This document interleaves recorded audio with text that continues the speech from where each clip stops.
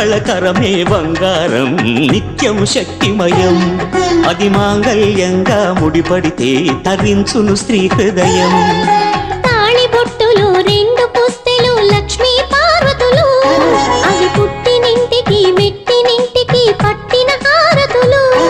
ఆ సంఘటనలన్నీ చెబుతుంది శ్రావణ మాసం శ్రావణ మాసం శ్రావణ మాసం తెలుగువారి పెళ్ళి ఇలవైకుంఠమే మళ్ళీ సంప్రదాయమే సౌందర్యంగా సాగుతున్న పెళ్ళి ఇది తెలుగువారి పెళ్ళి